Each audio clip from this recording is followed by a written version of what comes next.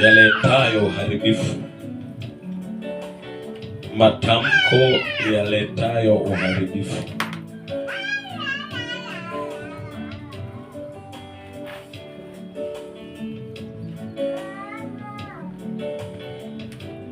Matamko yanayoleta uharibifu.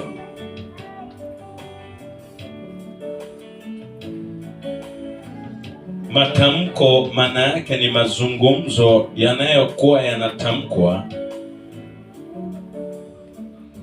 lakini yanakuwa yanakusudia ama kitu kizuri ama kitu kibaya. Ni mtu anatamka lakini anakuwa anamaanisha kitu kizuri, anakuwa anamaanisha kwamba upate kitu kizuri ama upate kitu kibaya. Sasa Shetani siku zote huwa anaiga kile ambacho Mungu anafanya.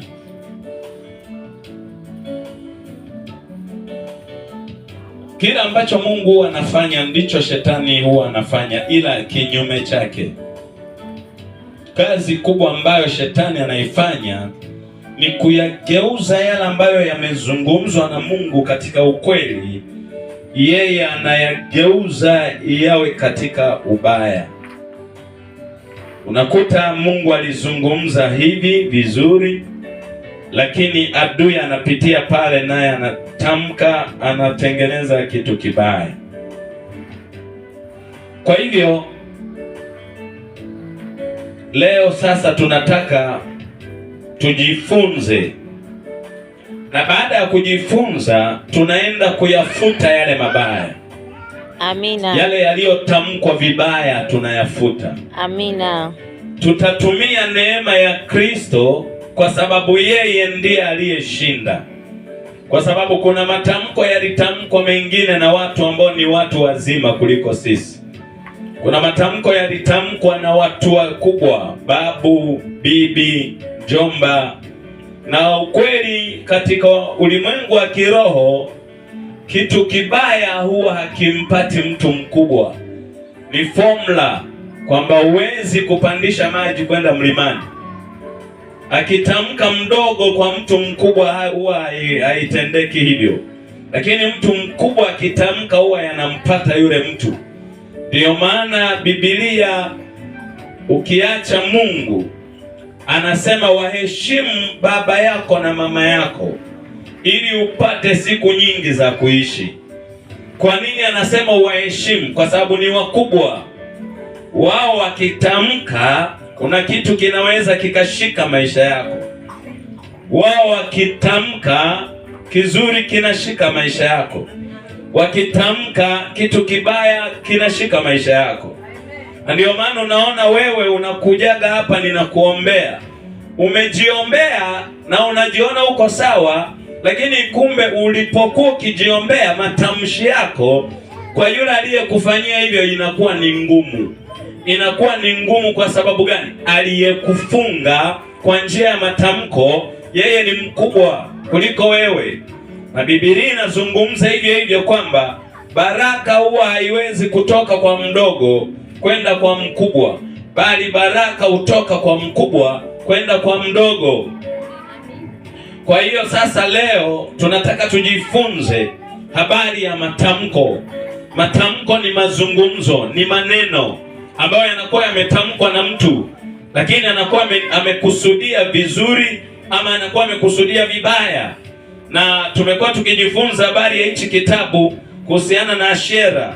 Nikakuonyesha ashera za aina mbalimbali, lakini hizi ashera zote ukizifuatilia ni matamko.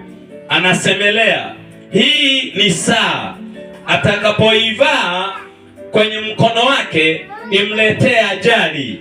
Unaona sasa, ni matamko lakini yanaambatanishwa na saa. Ni matamko lakini yanaambatanishwa na kibanio. Ni matamko lakini yanaambatanishwa na nguo. Ni matamko lakini yanaambatanishwa na pikipiki. Ni mtu anatamka kitu kwenye pikipiki, alafu ile pikipiki tukio linaenda kutokea.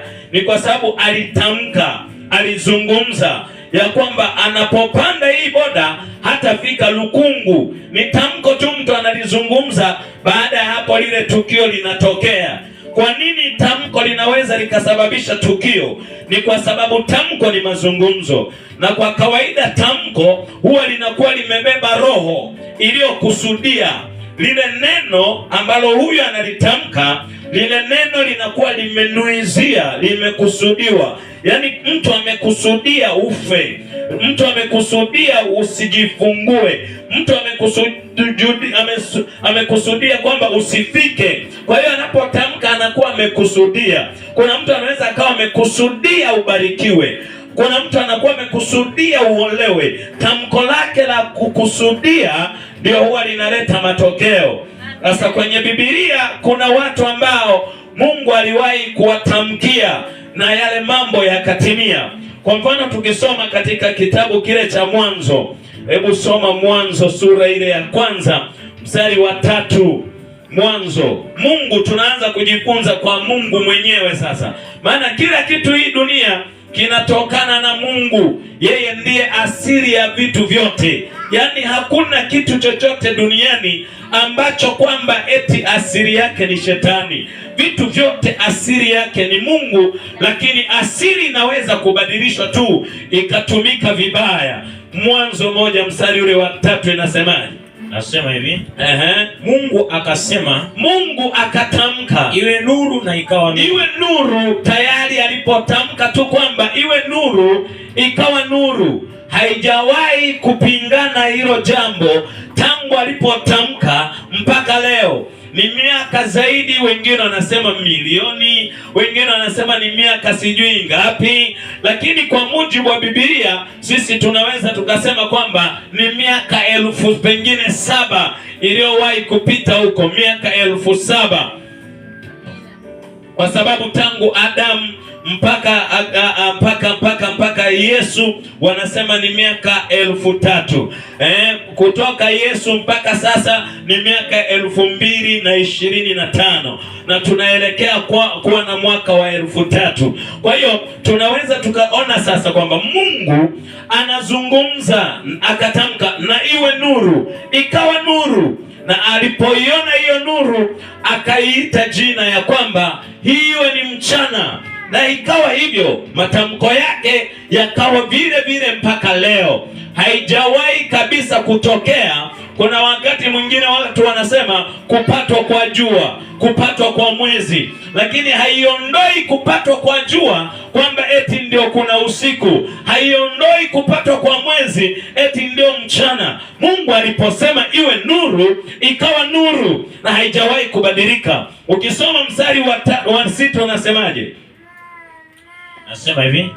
Mungu akasema. Mungu akasemaje? Na iwe anga katikati ya maji. Na iwe anga katikati ya maji. Likayatenge maji na maji. Likayatenge maji na maji. Mungu akasema, akatamka. Alipotamka na liwe anga, likayatenge maji na maji. Na ndio maana unaona sasa kuna maji yako juu, lakini kuna maji yako chini. Maji yalitamkiwa.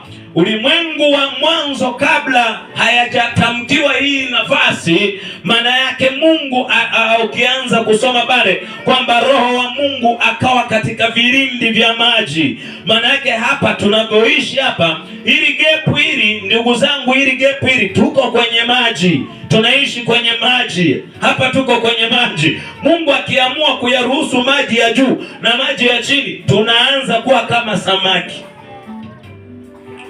Unaweza ukawa wewe gogogo. Unaweza ukabadilika wewe ukawa ningo.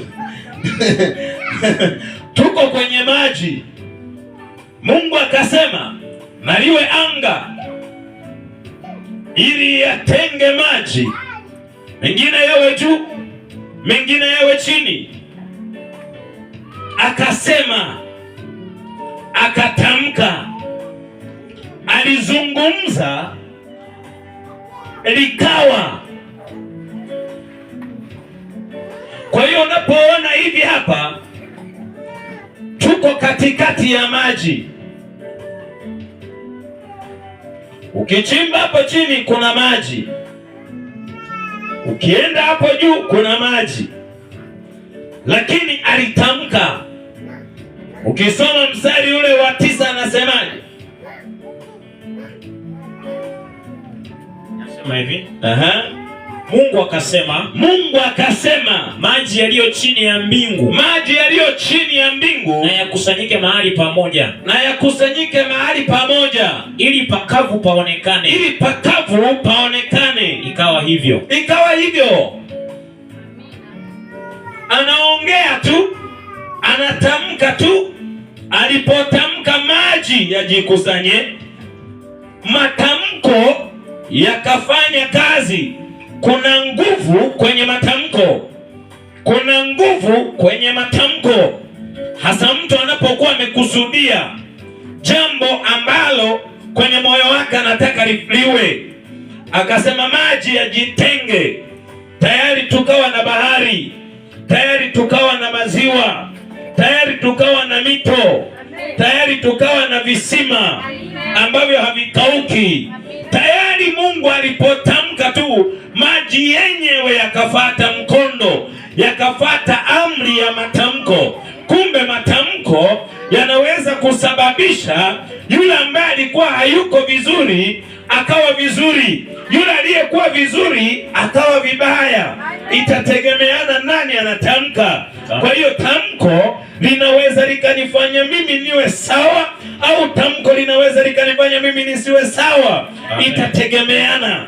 Kwa hiyo leo sasa nataka tujifunze, na baada ya hapo tunaenda kujiungamanisha na yeye aliyezifanya mbingu na nchi, Yesu Kristo. Tunamwambia hivi, kama kuna matamko ambayo yalitamkwa na mtu mkubwa kuliko mimi, Baba, ninajileta kwako. Naomba kupitia wewe nimtamkie ya kwamba ulionitamkia hayatanipata tena, ulionitamkia hayatakuwa sehemu ya maisha yangu tena, ulionitamkia hayatanishikilia tena. Lakini unazungumza hivyo ndani yake Yesu Kristo, mwana wa Mungu aliye hai.